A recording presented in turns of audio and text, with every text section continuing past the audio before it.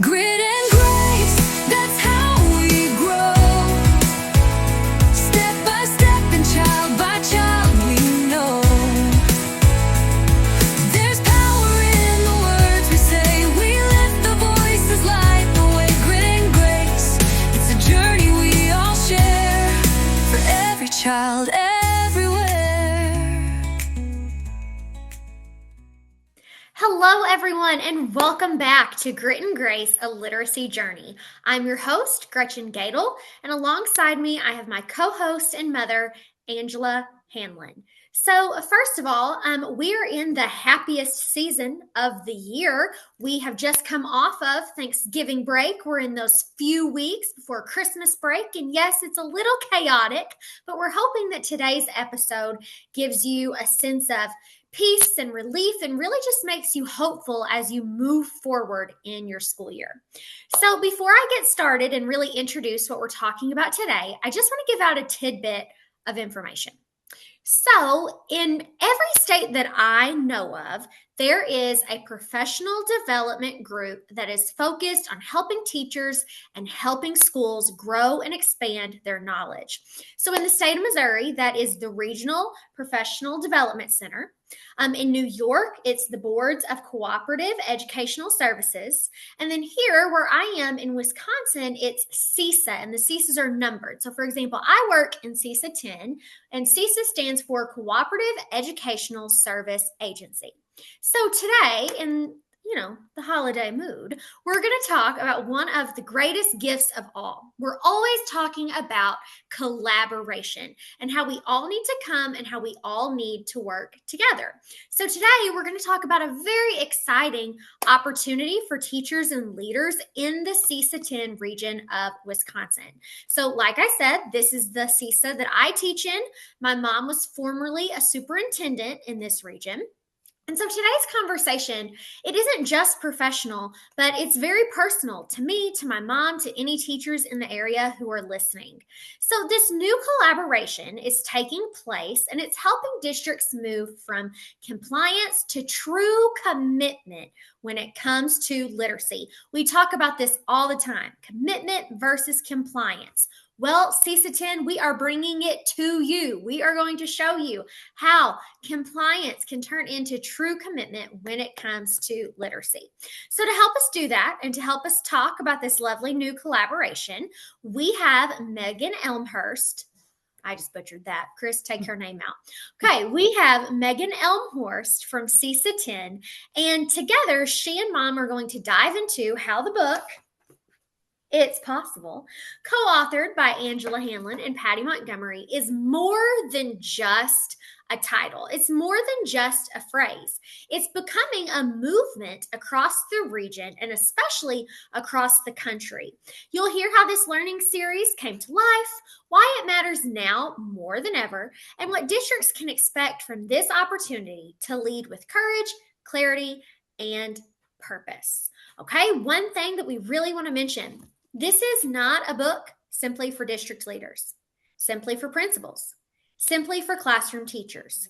It is a book for everyone. If you are in a school and if you are working with children, pick it up, read it, okay? All right, so this episode is going to inspire you to believe that real change in reading instruction isn't just possible, it is actually happening. All right, so to start us off, Megan, first of all, welcome. And if you would, please describe your role and explain how this collaboration started. Well, first of all, thanks for having me on here. I'm happy to be here and to be a part of this podcast. A little bit about me. I currently am a literacy consultant for CESA 10. I've been in this role for a little bit over a year now. I work as a reading specialist for a few districts in the CESA 10 region, also provide some professional learning opportunities on literacy for districts. And then I work alongside our Title I team to help best support districts with programming. And before that, I'm going to back up a little bit.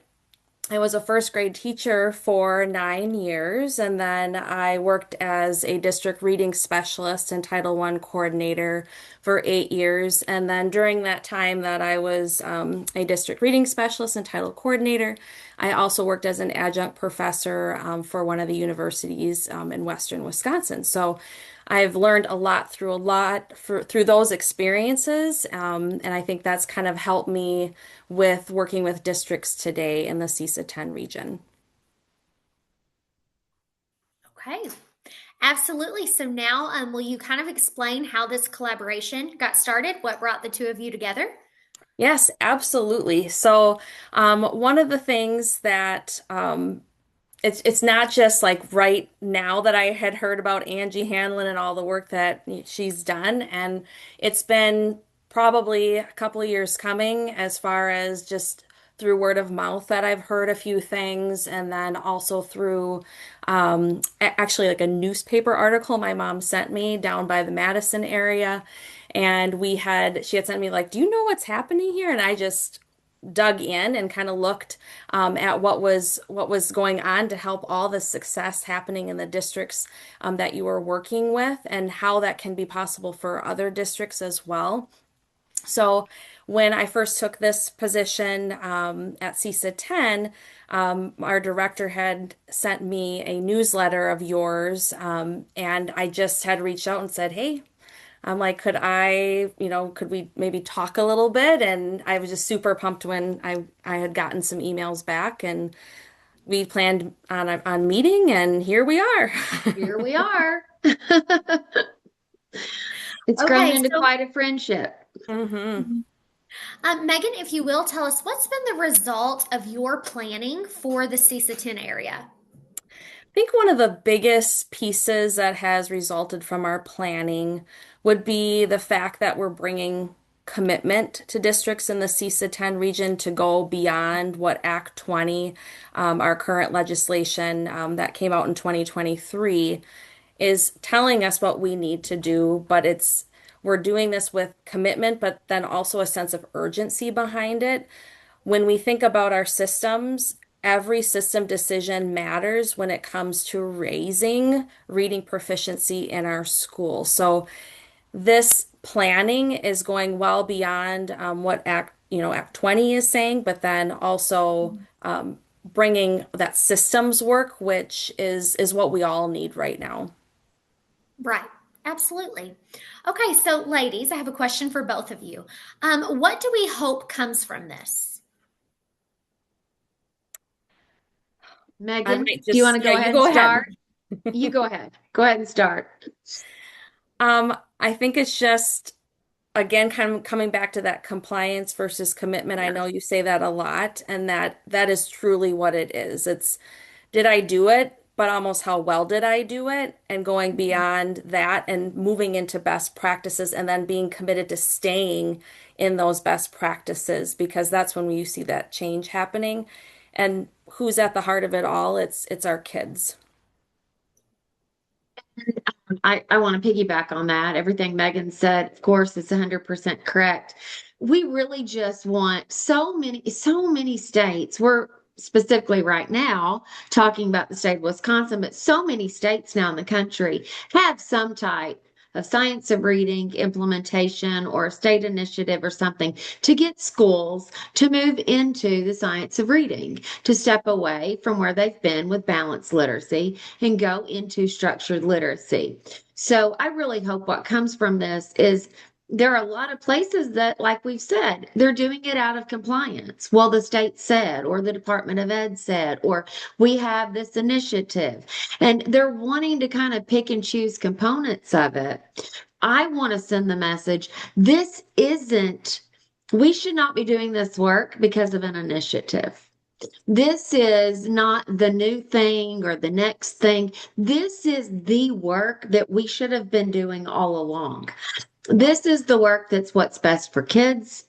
This is what's best to get all students to where they're learning and also reading at grade level. We've had a body of research that's been out here now getting close to 50 years. And it's really the work we should have always been doing, even when we didn't know about it. But now that we do, then I hope schools will actually fully embrace this and not see it as a new thing, but see it as the thing that they need to be doing in their schools so that we can reach all students. Because we know at the national level, the recent NAEP score shows only 31% of fourth graders are reading at grade level, and that drops in eighth grade down to 29%.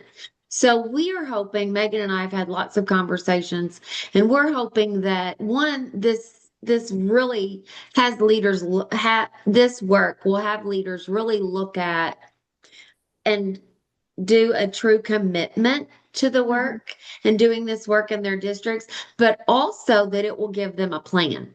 It will Right. give them a plan for implementation. So, because so many people, I think, want to do the work, but they don't know how to do the work. And we're hoping, often professional development will give you the what, but it won't give you the how. And we're Right. hoping that this gives school leaders the how of Yes. how to go forth and change literacy in their schools. I feel like one way to break it down is you can even explain to people you want to be compliant with what the law says. You want to make sure that you are following the law, but you want to commit to learning. Because if you are committed to learning, even if those laws change, your practices Right. aren't going to change. We want to be using practices that are going to stand the test of time. Okay, so now if you will describe what will day 1 and day 2 look like? So Uh, we'll be doing a 2-day series and Okay. then some follow-up work, but I'll let Megan break down the specifics of the day 1 and day 2. She's done a lot of planning here. Yeah, thank you. We are very excited because, like you talked about previously, this is a concrete plan. That's one of the biggest things that I loved about this book was the how and the stories to be able to go along for what that exactly looks like, and here are the steps to do that. So when we look at day 1 and day 2, we'll be looking at the how, not only obviously the importance first, but looking at the how behind each system that Angie lays out in the book. So day 1 will be a closer look at that instructional leadership, universal instruction with an emphasis on explicit instruction and reading science, building systems that create a healthy universal instruction, instructional practices, team planning that actually works, and holding on to that and being able to come back to that time and time again, and the power of walkthroughs as well. And we have a little CESA 10 fun that we're going to be adding to the walkthrough. So I'm looking forward to that time as well. And then day 2, we get to continue this great work. And we're going to be looking at the definition and the power of database decision making, assessment, and intervention. And then our data team meetings with that focus on high quality agendas and protocols to really move the work forward. Absolutely. Gretchen, as you know, I just want to point out though for listeners, I had the extreme privilege of co-authoring this book with Patty Montgomery, who had been doing this work for many, many, many years in schools. I was fortunate as a first year principal to get to partner with Patty Montgomery and her company Schools Cubed. And then in the book, I detail that work. So this journey here, this partnership is bringing back the opportunity for me to revisit my CESA, to go into, where I went as a superintendent for my meetings and to work with the people that I worked with, and then actually share this story because I didn't share that story when I was there, and actually share this story with the leaders there. I know that area. I've stayed in close contact with so many of the great leaders in that area, and to really bring it back and talk about what could this work look like in that part of Wisconsin. Absolutely. I love Yeah. that. Okay, so 2 of our favorite words here on Grit and Grace, a literacy journey, are urgency and Yes. relevance. Okay, so talking about this collaboration, let's kind of frame the urgency and relevance that we're dealing with here. So, Megan, Why is this the right time for this learning series in the CESA 10 region? Why is it relevant? I honestly think that this is probably the most opportune time to take what we know now. There's a lot of teacher knowledge that's being built and put into action, and so many districts are working on the work. And to be able to give them a little bit more for exactly what they need at the right time, it's really a win-win. Just like when we do the same for our students, we give them what they need at the right time to keep them moving forward and to accelerate that movement. Right.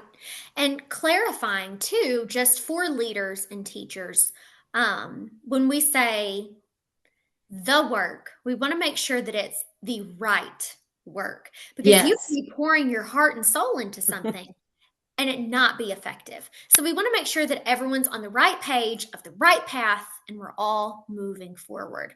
Okay, and another question for both of you. So this is about, the urgency, why we have to be serious, why we have to get this done.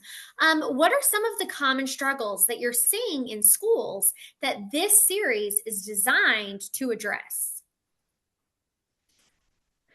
Um, when I think about what this series is really looking at, when I'm, in districts, when I'm working with districts, there's a look at the overview of our systems, but Mhm. sometimes it feels overwhelming and it's too big. Being able to scale it back to some more focused, actionable goals within those systems is really important, and then building on it from there. So I really emphasize less is more because again, we kind of know what the right work is, but at the same time is like, it seems like a lot. How do I put it into place? So Right. that's kind of where this series really helps with some of the kind of overall struggles that I'm seeing within the CISA 10 region. I love that you just said the phrase less is more. I agree with that 100%. And I know that as some districts are making this change from whole language or balanced literacy to the science of reading, they're wanting to hold on to things that they've always done. But that's just adding more work. And are those things really best practices? Are they relevant to what we're doing now? So being able to guide people through, okay, this is what's essential. This is what you need to let go of. I feel like that can be a breath of fresh air and just a weight lifted off of so many people. All right. So, Mother, if you will expand on that a little more, what are some of the common struggles that we're hoping to address? I think that if you sat down any school leader and said, would you like your school to be a highly performing school? I think the answer would be yes. I would hope.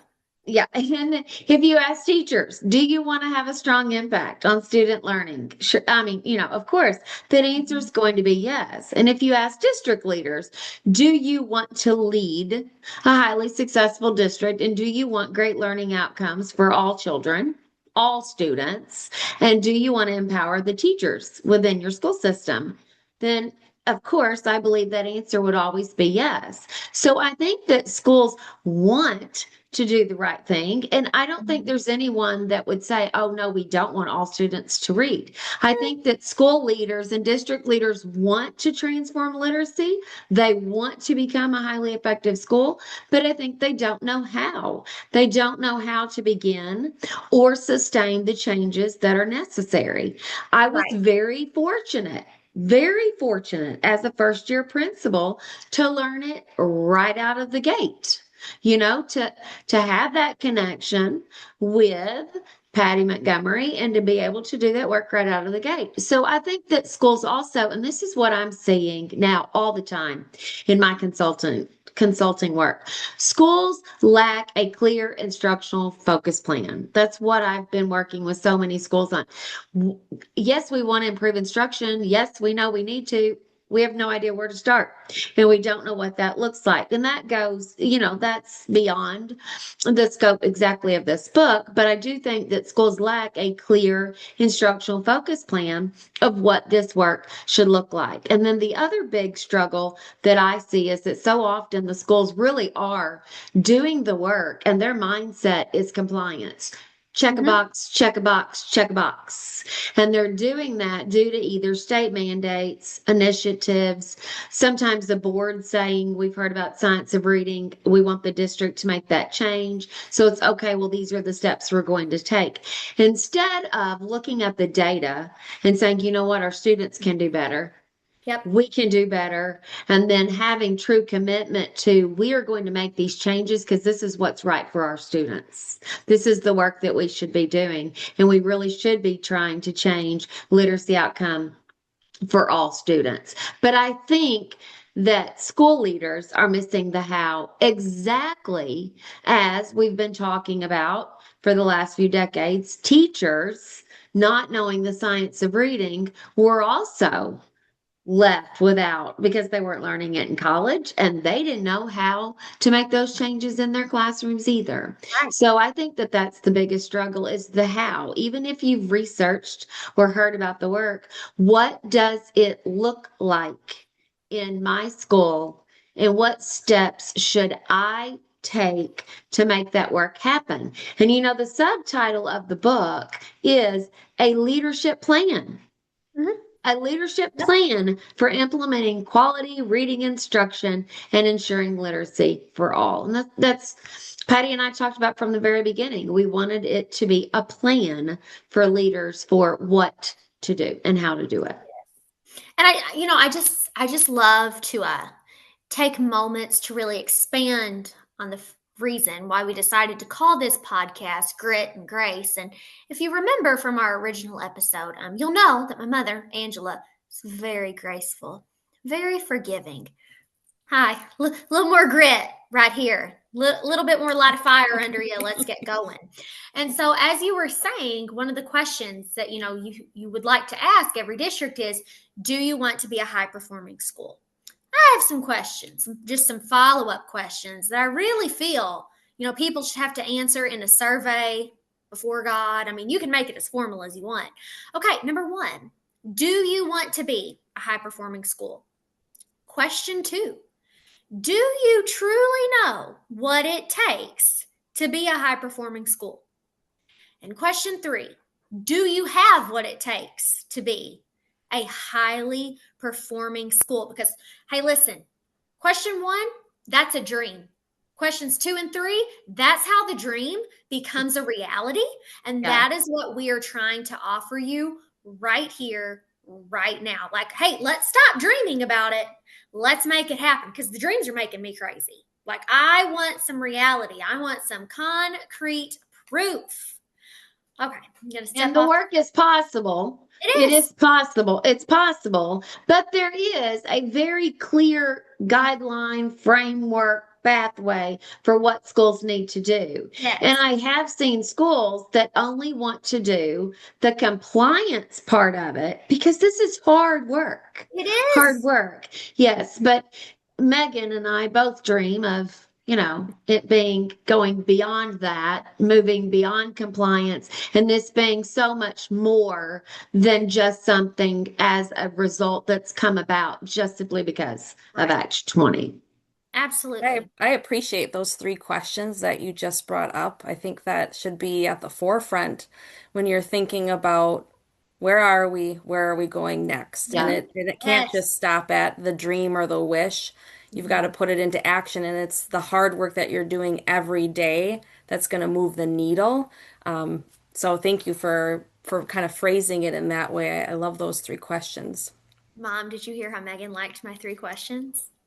I loved that. So Megan, I think she's probably referencing that I don't always compliment her well enough on some of her great ideas, but she loves it when someone else does. But no, I'm just joking, Gretchen. No, you did a lovely job. I'm Sometimes just teasing. my grit and my boldness get a little censored. So I was That's just trying to true. throw up. Hey, Okay. someone appreciate Okay, it. that is true. Megan, that is true.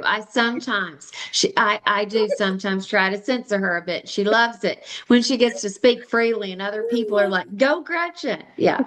Yes. So it was a full-fledged compliment that happened there. Woohoo! Hallelujah. Okay, here we go. So, next question. How does this learning series align with or go beyond the requirements of Act 20? So, we've alluded to it, but let's be specific. I really would say that it not only pertains to what's really required by statute, but it goes beyond to hit the commitment of schools in their literacy journey. We've talked about this already. Let's both, when I read this book, it's both the why and the how. And Act 20 was kind of just that nudge to we all need to be doing this. And we are either confirming that we have been doing this all along and making some tweaks, or it's what exactly the plan is, maybe that kind of outline or structure to maybe how we're going to move in that direction. But when I look at it's possible, it's really putting it into play. And I honestly, one of the things reflecting on after reading it is I wish I would have had that sooner. Like when I was starting my district reading specialist work, when I'm working with leadership and I knew we had to have a system and I was trying, but it wasn't quite moving in the direction that I hoped it would.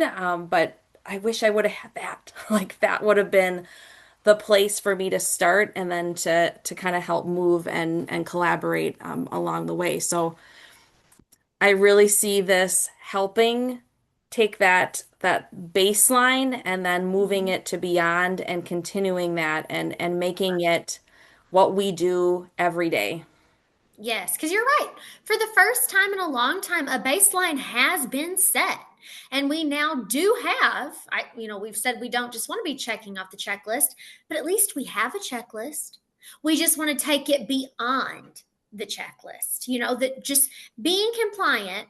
First of all, thank you for all of you who are being compliant and are trying to do what's right, but taking that compliance and making it real. Like I said, making it a commitment, just, making it worth your time. What's the fun in just checking off a box? Like, let's live it. Let's have real examples. Let's have real data that we can go and show the world and tell everyone we know. That's the exciting part of this work. Okay, so now, just kind of tapping into the transformation. Angela, what kind of transformation have you seen in schools that have implemented the practices from It's Possible? Well, schools definitely move out of the compliance nature of the work to get this work done. And they also make the realization that this is not a new thing that they're being asked of schools. I hear that working with schools now all the time. They realize this is the thing. This is the work. I had a principal say to me last week, we were talking about instructional leadership, and we were talking about really putting explicit instruction, changing explicit instruction. And he's like, this is the work we should have always been doing, coaching teachers on how to teach explicitly. So I think they're realizing that we need to be doing this, and we also need to be doing things in our school so that all students can learn to read. Not just a few, not just the lucky ones, not the ones that have parental support or the blessed ones, but all of them. The other change is that they begin to understand the systems and structures.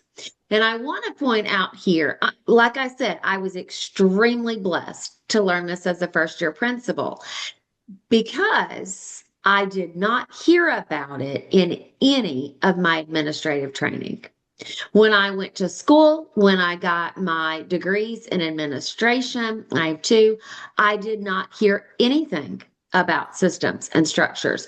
When I did as a first-year principal in the state of Missouri, I did not hear anything about the systems that highly effective schools implement. And so I think the change is then that when they start doing this work, and the schools that I'm hearing from that are reading It's Possible and doing it, the ones that have done book studies and things like that, and I know the schools that have worked with Schools Cubed, and now that's Keys to Literacy, but they actually then learn how to implement these systems for long-term success, and not just for a moment, but strong systems help you sustain that work over time, that players can come and go, but the work continues. And then finally, I think leaders learn how to strengthen their own instructional leadership skills, because those are the principles that actually get this work done.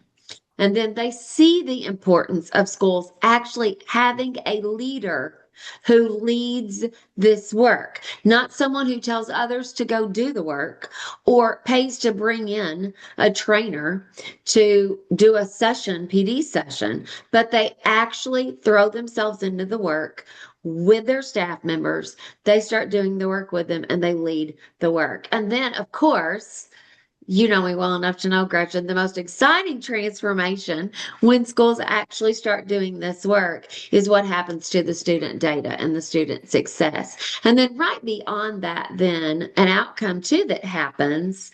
And I don't think everyone knows this going in, but you form and develop collective efficacy. Because everybody involved that's doing the work, they start seeing the power that they're having on student learning. Teachers start seeing the power of explicit instruction. And then with a shared leadership model, teachers start owning that work as well. This stops being something that's been done to them, as work in schools has been done for so long. And it's something that they get to have shared ownership in.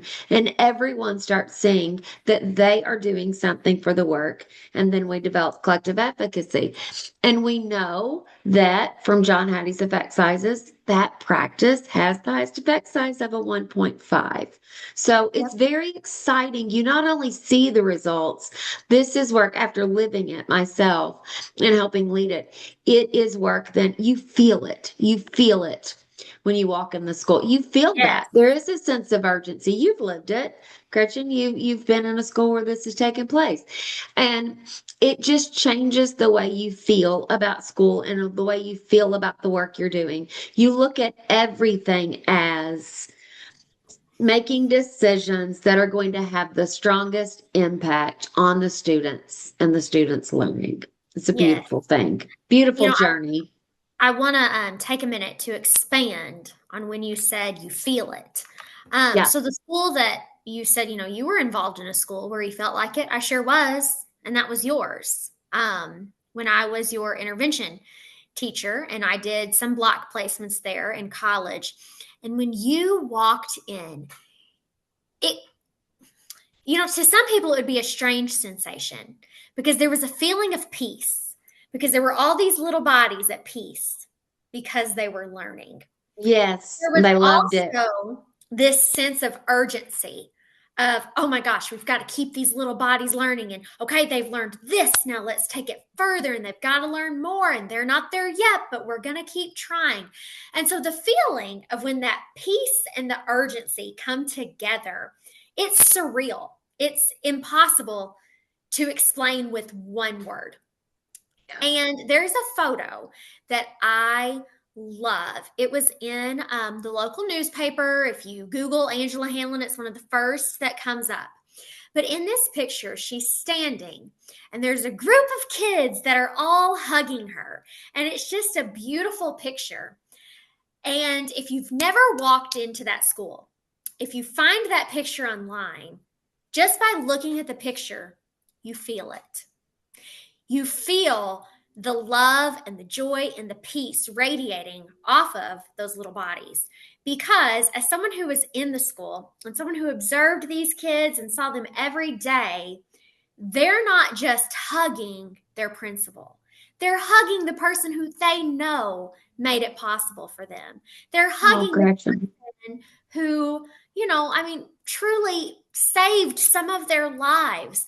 And it's just, I love that picture because not everyone had the opportunity to walk through the hallways of her school, but everyone can see that picture and just, you can feel it. You can feel the accomplishment and you can feel the love. Thank you. You're welcome. You're welcome. Okay, so next question. All right, you know that we love aha moments with Angela Hanlin and Associates. So, what is a specific aha moment from your leadership journey that reflects what this series is hoping to cultivate in others? I would say just that exact word. That was the first word that came to my mind when you started asking that question was urgency.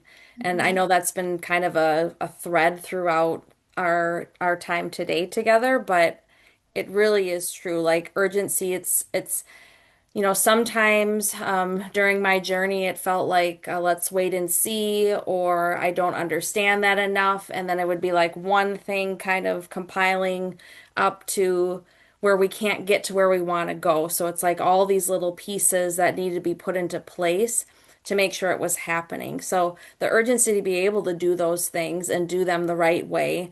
And then also planning ahead of time, like, it data meeting would be coming like, oh, that's in a week. We got to figure out what we're doing.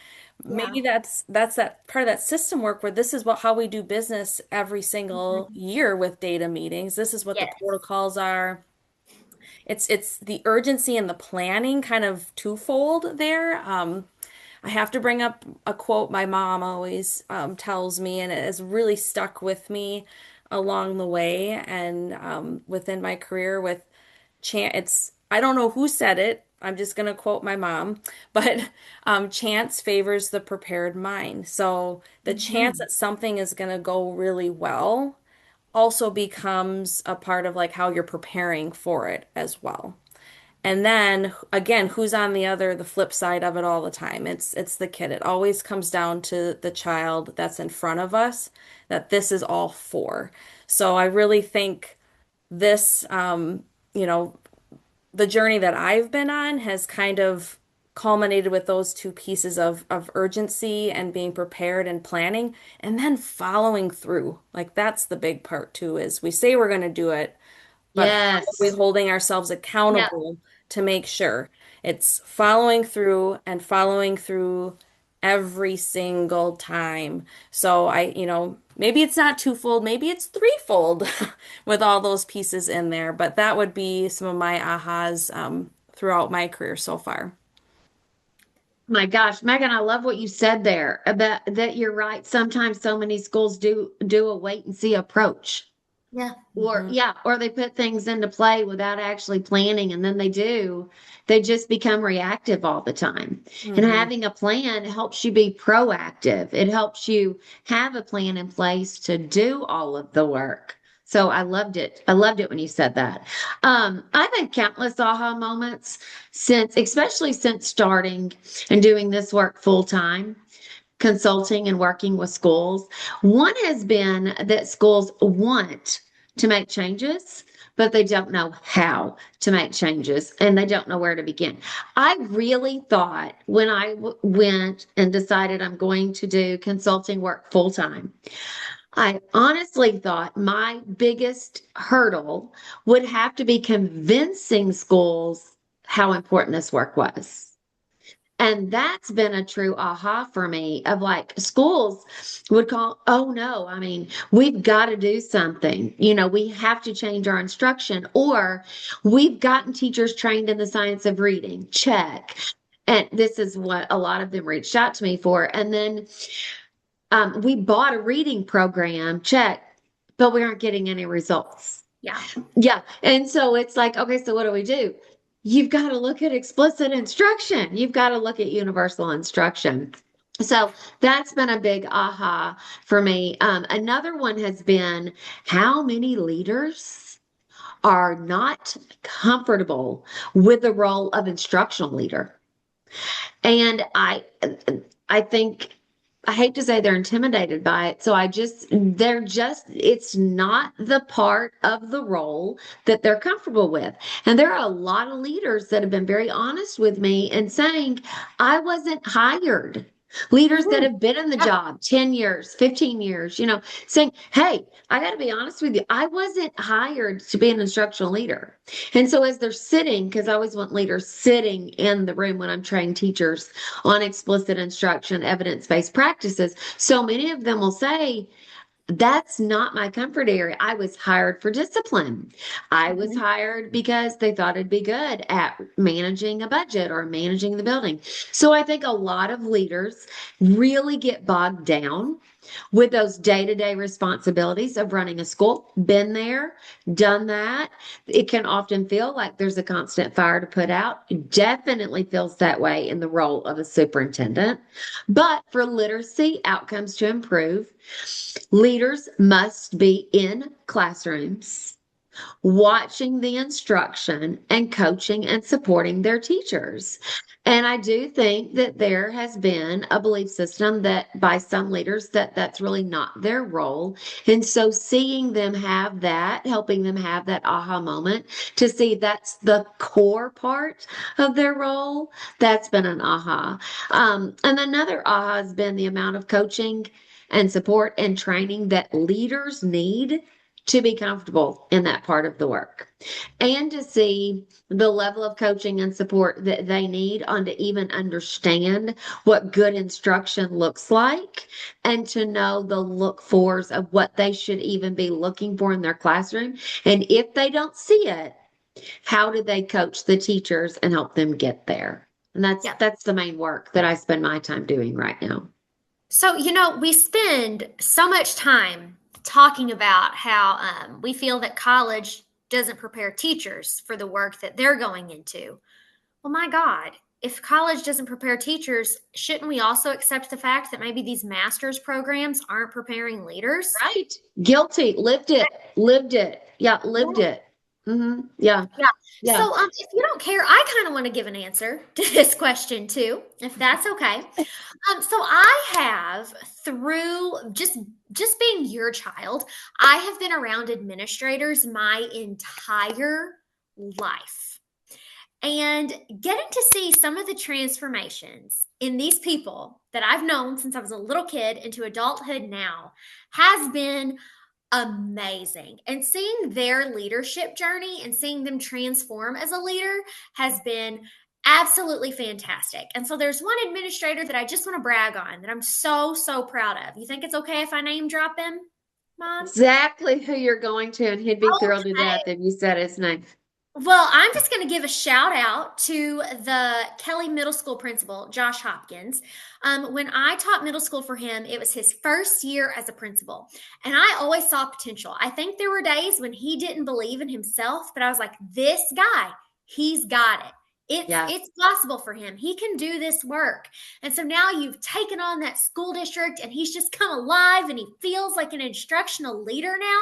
And I am so proud because everyone deserves to feel that way. And even though I no longer work in his building, I no longer work in his district, he will still always be a mentor to me. And I'm just so happy that he now has that feeling that I always saw that, there was the potential to have. Yeah. So Yeah. And just he is on fire. He's on yes, fire. And he's a leader that proves, man, we didn't receive the right training. And when you get yep, it, oh my gosh, what can happen in a school? And he's in rooms yes. all the time, coaching teachers, not afraid to get in classrooms and model. Yeah, it's amazing. So I'm glad you brought that up. Me too. Just one more. Way to go, Mr. Hopkins. Okay, so Mom, now let's clarify the why. So, why should superintendents and principals personally attend or send their teams to this series? So we're specifically talking about the one that's going to happen at CESA 10 in Wisconsin. And I will say that literacy transformation, student achievement, and even school transformation just simply will not happen without strong leadership. Mhm. That is one of the general guiding beliefs that Patty and I write about the book. There's a sentence in there where she writes, "This has not happened without a strong leader at the helm." And so the research now I'm quoting and thinking about the research for effective principals and what highly effective schools do differently. That research has found the power that strong leadership has on student outcomes. So if not now, then when? And if Mhm. not us as leaders, then who?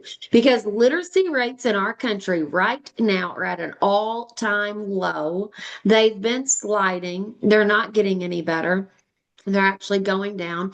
Wisconsin is seeing the same trend. It's not like that's just across the country, but it's happening in our state as well. So we do need to see a sense of urgency about what's going on in our schools right now. So leaders need to step up, see their role in this specific work. And I feel they need to personally attend because it's their responsibility to lead. Schools need someone to lead the work, and it falls on the school and district leaders. This is not something that we can hand off to a consultant to do for us. It's not something we can hand off to an instructional coach, even though the word instructional is the first word in their job. It's not something we can hand off to interventionists or coaches, but this is the work that the leaders need to do.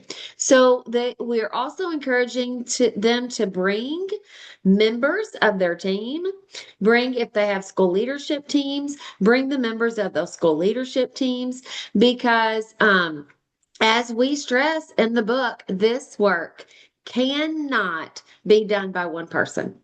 It takes a team of committed individuals to lead the work. So it's not only that just principals, that just like one lone principal and one superintendent should attend, but think about who are the leaders in your district, who are the people who will jump in, do the work, and bring those people. Bring those people, hear about this knowledge, and leave that day with a plan for how to go back into your school and make these changes.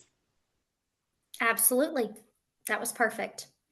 Okay, so this specific learning series, how does it help leaders build internal capacity rather than relying on outside consultants long term? Well, the book provides the framework for how to do it, how to create systems, how to create the structures in the school. And so once you have a system in place after living this work, living this journey, I learned that systems build the capacity for long term and how to sustain the work. Because we built the systems as a building principal, but I left to go be a superintendent. The work continued.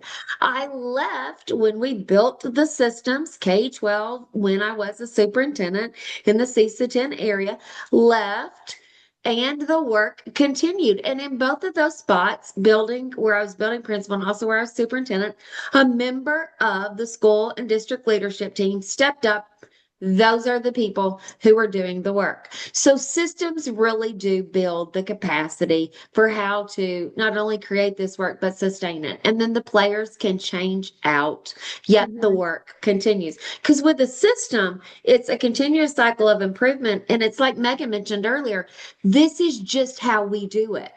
Database decision making. This is how we do it here. This is our system of how we do this. So with strong systems, the players can change out, but the work continues. And the work continues because one, you're so strong and this is how we operate. This is how we do these things here at our school. But also this work grows leaders. You got the next leaders right there within your school district. And then changes of leadership happen, and they happen often.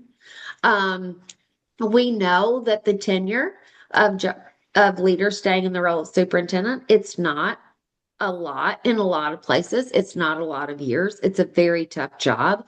Administration is the same way, building leaders. And so just because a leader leaves, we don't want the work to stop just because people have left their roles. So with strong systems in place, that work continues. And it's not that it's happening just because that person's there, but it's happening because the whole team has decided this is the right work. This is how we're going to do the work here. And then that work is going to continue. Perfect. Yep. Okay, so some practical takeaways. If they participate in this series, what are they going to walk away with that they can use immediately in their schools? Well, the book provides action steps for what to do in your schools if you want to change literacy outcomes. We talk about the very first system is universal instruction, because you've probably all heard the phrase, you can't intervene your way out of a tier one problem. And that's what most schools are facing right now. So you'll get actual action steps. They'll learn how to do the work. They'll learn about the 6 systems that highly effective schools have in place. And as I mentioned earlier in the title of the book's literally called A Leadership Plan for how to do the work. So who doesn't want to learn more about how to do the works? I've sat through so many professional development sessions and been told what to do, but the presenter never went as far to say how to do the work. So who doesn't want to learn how to change outcomes for all students? And so Megan and I are both hoping that they walk away that day, not only with a mindset that, yes, this is the work we want to do, but also a plan in place for how to do it. Megan, do you want to add anything to that? Yeah, it just makes me think about when we look at the system of universal instruction. In a former district, I was asked by an administrator, what do we work on first? Like like I said, we were trying to kind of put, our multi-level systems of support in place. And they asked, what do we need to look at first? And I said, our tier one has to be looked at first. So when you take that, I think about if I could just have this book at that time, take that and I could have opened up to universal instruction and looking through the rubric of like where we are and kind of rate ourselves of what are we doing right now and what do we need to improve on. I feel like that would have greatly moved us forward at a quicker rate. But it was like, okay, we know what's important. Now, what do we do with that? So I just think about immediate things that you can do and walk away with. I mean, that's just one example that I would have put in place right away. Okay. Thanks, Megan. All right. So, question for both of you. How is this series structured to ensure implementation and not just inspiration? So, we want more than that feel good feeling. Oh, I'm so inspired. How are we going to make sure people implement this? First, I think you will feel inspired by all of this. Definitely will. That will definitely give you the motivation to be able to say, this is how we need to do the work. CESA 10 with partnering, with this series with Angie Hanlin and Patty Montgomery's great work, we can really follow up with support to continue the work in the schools. Right now, we're working on looking at how our offerings within our region align with the 6 systems and putting that together. So even as, you move out of this training series, what's going to be another maybe piece to the puzzle to help us continue that movement. And then also the coaching work, not only with leadership, but then also maybe your interventionists and your instructional coaches, just all of the players in a district, we can be on like the boots on the ground type of support happening in your day to day. Yeah, and then that's great, Megan. And the series will discuss the components, but it will also go through the resources that are in this book. There's an evaluation rubric in the book for all 6 systems. Teams can then, the learning does not have to stop in this 2 days of professional learning. They can take that, go back and look at each of the 6 systems and determine where they are in their schools. And they can do that as teams, and it can be a real learning opportunity. And then that will provide them the framework for how to change literacy in their schools. And the beauty of that framework, though, is that it transforms learning. It transforms learning for all students, but not just in the area of literacy. Yep. And you've lived that, Gretchen. This actually, when you change universal instruction, everything gets better. When you improve literacy scores, everything gets better because literacy is the core of all subjects in schools. So leaders will learn the key components of the work that must be done in their schools. They'll also then learn the skills that they need to work on and strengthen to really strengthen their instructional leadership within their buildings. And so I do want them to walk away with a plan for implementation in their schools. And I definitely always want, anytime I ever provide professional development, I want it to be more than just a nice day or a sit and get. Or, oh, well, Mhm. I enjoyed that. Or, oh, she was a nice speaker. No, I hope that it truly inspires change. They leave with a plan, and then they leave with something that they can go back and actually do in their schools. And it really circles back to the follow through part of it. Um, the evaluation rubrics that are in the book are truly the gems that can help do exactly what you just said. Yeah. Yeah, it gives them the next step. Like if you're on a one, then what do you need to do to then get to a two? So what's the wording that is keeping you from being at a two on the rubric? It's one of my favorite components of the book. So on universal instruction, for example, it's the first system that's in the book. If you're at a one, a basic, look at the wording of two, effective. What's keeping you from being in level two effective? And there's a goal there. That's your next step, to do the work. Okay. All right. So, Mom, if you will, I want this to be really concise, really simple. This next answer. Using all of your infinite grace, because I already know your answer is going to be so much kinder than mine would be. What do you say to leaders who feel overwhelmed by initiatives and mandates? Okay, well, one, I've been there. I've been in education almost 30 years. I've been in education a long time, and unfortunately, I have seen a lot of pendulum swings. Yep. And then it is so frustrating as an educator, and it can also be exhausting. So I get it when leaders say that they're tired of that and that they feel overwhelmed. I remember getting really, really good at something that the State Department pushed out. 4 block thematic units. And then those things, spending hours, summers, getting so good at something and then it going away. And I remember when I first started doing this work in my home district as an instructional coach, I had so many veteran teachers that had known me for a long time. They felt safe enough to say it. We're just going to ride this out because the next thing will be here in 3 years. So I've Not been wrong. there. I would say that I've been there and I feel their frustration. And it does often feel like or seem that it's one more thing. I also hear leaders that have said they feel like, here we go again. Yep. Here we go again with, this is the State Department's next new thing that they're going to place on us. I want everyone, though, to understand, deeply understand, the science of reading is not a new initiative. So, No. this is the work. I feel like putting that in all capital letters. The work that we should have already been doing in schools. Thank Right. God that the states now are pushing and they are setting these mandates in place and they are coming up with some type of legislation that is causing schools to actually look at this.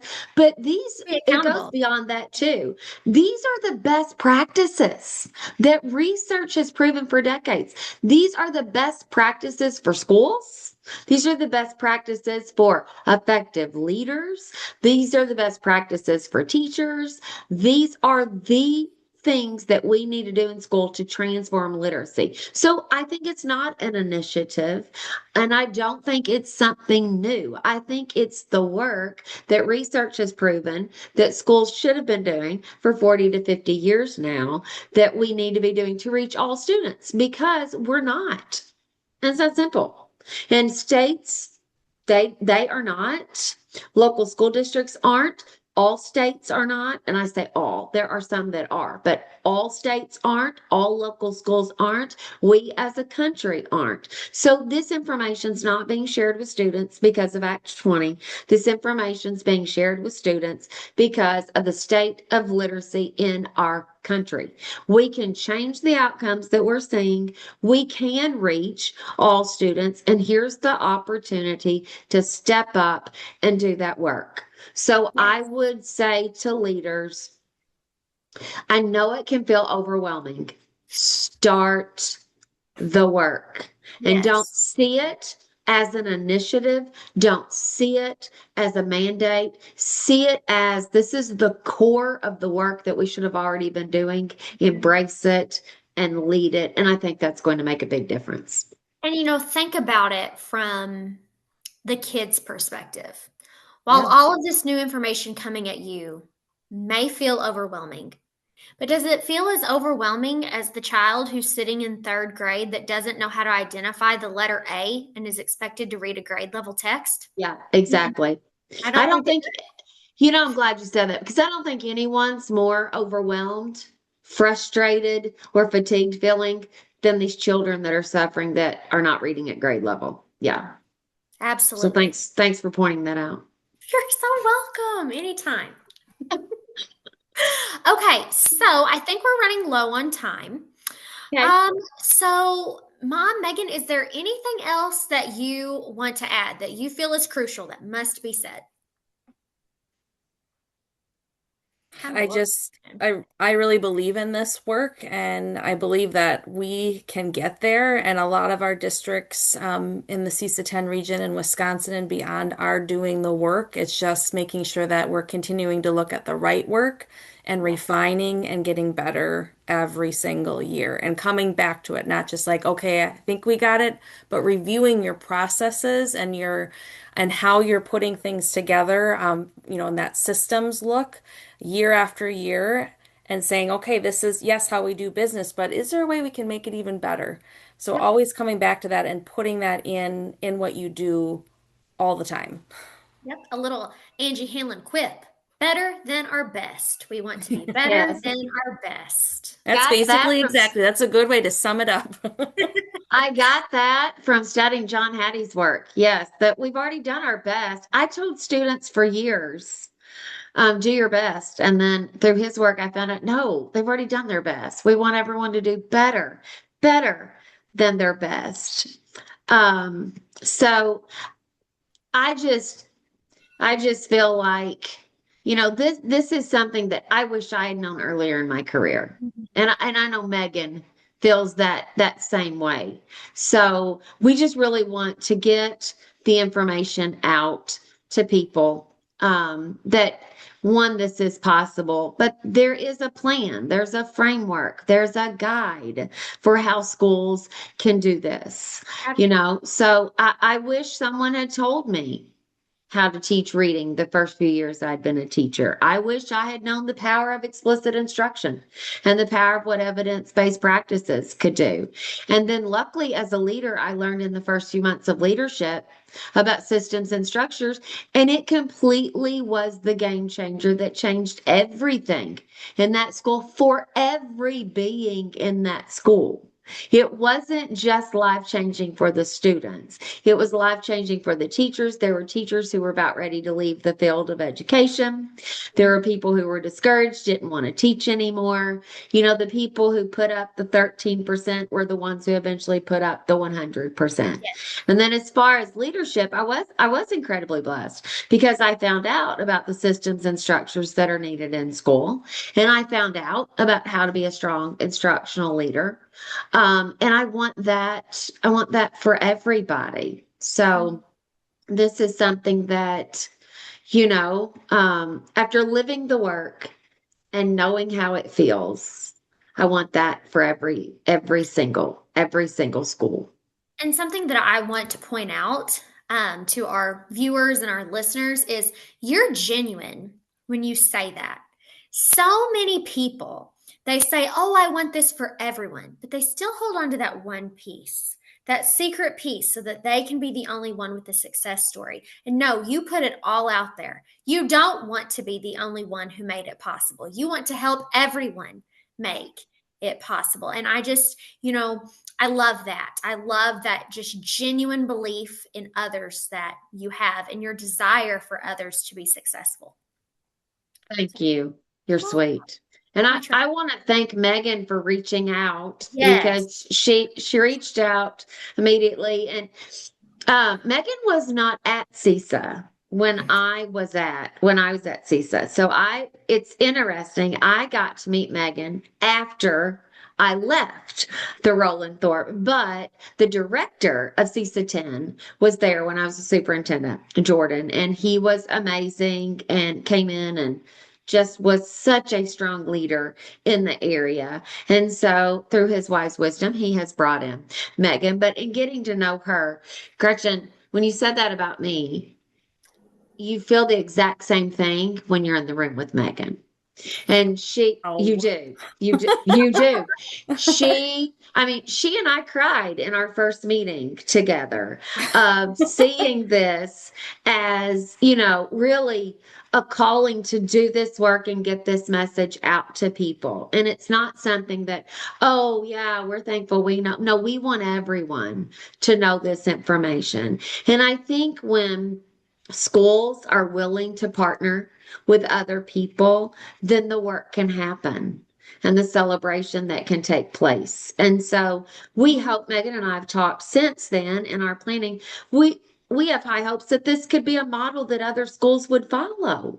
I mean, other, CESAs and BOCES would follow and to do this work and bring this work to the schools in their area and help them make those changes. So. Yeah, I Absolutely. really And think I it. just, go Oh, ahead. sorry, go ahead. No, you're good. Go ahead. Um, I think one of the biggest pieces is making your systems, whether it's call it MTSS or MLSS, it's really bringing it to a more tangible state. It's something that's more concrete, where I think that's the hard part. It feels so abstract, and this makes it a lot more concrete and doable. So I appreciate that part, and that's also what I'm hoping that those that come to the training and read your book and doing all of that hard systems change work. Yeah. I hope that they take away that concrete, tangible piece of being able to put it all together. And I don't know, I think it's a game changer. Thank you. Thanks for saying that. We hope so.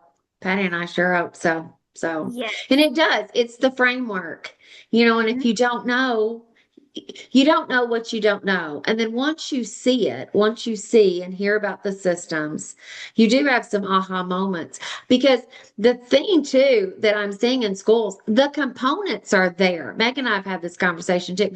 I don't know of a school that's not doing assessments. I don't know of a school that's not collaborating. I don't know of a school that's not collecting data.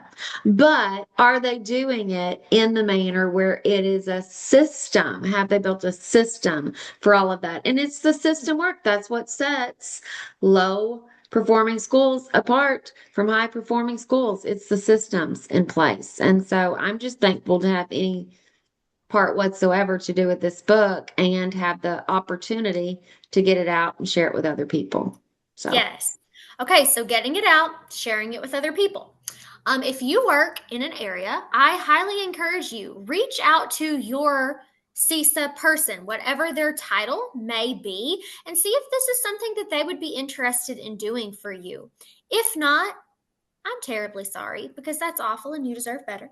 But if not, it's available on Amazon. Get online, buy a copy, get with a group of grade level teachers, principals from other districts, leaders from other districts, and sit down and work through this. Discuss it on your own. Like we've said so many times, there are action steps, there is a framework. You can make it possible for yourself. and I want to add in, it's available at Solution Tree as well. That's the publisher for it. And there are a lot of resources. There are a lot of free resources on there from the book that are on there. So if you don't have a Megan in your life, then yeah, get on there and buy the book. So, Okay, so to close us out for today, I am going to read aloud my favorite part of the book. Okay. oh, I've never heard you talk about a favorite part. Well, you might laugh because it's real simple. But Okay. knowing you and having been at your school, this is the part that means the most to me. And it's the dedication. This book is dedicated to the millions of students who struggled to learn to read, thinking there was something wrong with them, and to the millions of principals and school leaders who have found the courage to lead the way and do what is right for those students. Is there anything more powerful than that? I'm just going to repeat that line. This book is dedicated to the millions of students who struggled to learn to read, thinking there was something wrong with them. And in the past few days, I've been thinking a lot about a child that I grew up with. And, you can sit and you can wonder, man, what kind of choices or what kind of decisions made their life spiral out of control? And the other day on my ride home, I started crying because I was like, oh my gosh, it was so simple. They couldn't read. They couldn't read. And, I get so sappy and emotional during the holiday season. But I just think to myself, my God, if I could have been that child's teacher, or if someone would have believed that it was possible for that child, that would be an empty jail bed tonight. There would be one less jail bed that would be filled. That would be one more family that was together for the holiday season. And so this is so much more than work. This is so much more than an 8 to 4 job. We truly have lives in our hands. And it's possible for every single life that we touch. And it's never too late. Even if you are an adult who struggles to read, there are people out there that are willing to help you. So let's go forward. Let's make this possible for everyone. And I thank you both for taking this step and developing this collaboration to do just that, to get this knowledge out to teachers, to get this knowledge out to educators and make it possible for all of our kids. Thanks. And I just want to thank Patty for writing that. It's a beautiful, beautiful dedication at the start of the book. Yeah, It is. it is. It's Gives you beautiful. goosebumps. It is. Yeah. But Beautiful. so, okay. Well, with that, I guess that's a wrap for today's episode. Megan, thank you so much for joining Thank us. you. This has No, been thank you for absolutely having me, and thanks for the collaboration. I really think this is going to be very helpful within our region and the state of Wisconsin and beyond. Yes. And please, both of you, keep us updated. Tell us, how does this work? What are the results that you're going to see from this series? I feel like we would love to know that moving forward. But once again, thank you for your time today. We appreciate it. We appreciate you. For all of those of you who are watching or listening, I would just like to remind you that Grit and Grace, a Literacy Journey, is an Angela Hanlin and Associates production. We'll see you next time. Grit